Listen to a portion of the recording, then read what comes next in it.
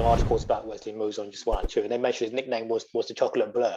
So based on that, did you know what his style of fighting was? He was a lightweight, and he was a tall lightweight. I think he was about 5'11". He was tall light when he boxed. He had real good speed.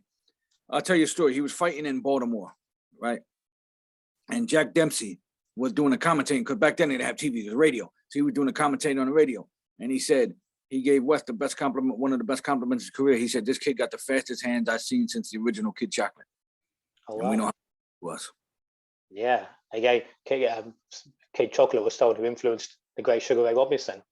Right. So, West didn't have, he wasn't a big puncher. He was real fast, because I asked him why he only had like 9 knockouts. And he said, because his handlers, his trainers, Gene Buffalo and them said, because he didn't get his man strength yet.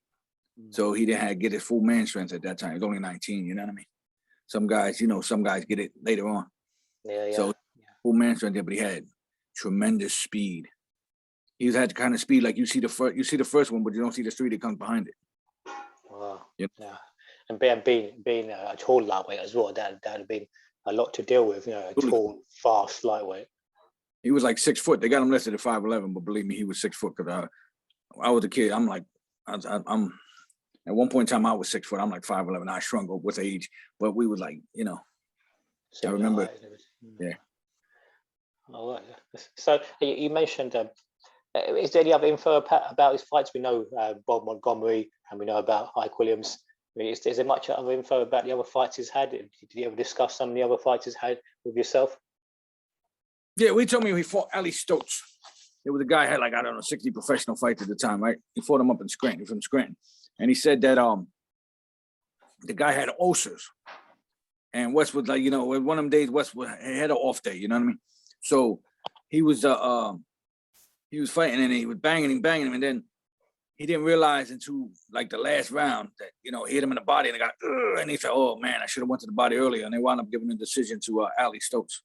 That was one of the, because, he was fighting him in his hometown, I guess, Yeah. And then he told me a story one time. This story is going to blow your mind. Here, you're going to like this one. It was early on in his career, right? And there used to be a place called the Met here. They just reopened it, believe it or not. I actually worked the cuts in the fights down there last year. So I worked the cuts for like 3 or 4 guys on a card that night.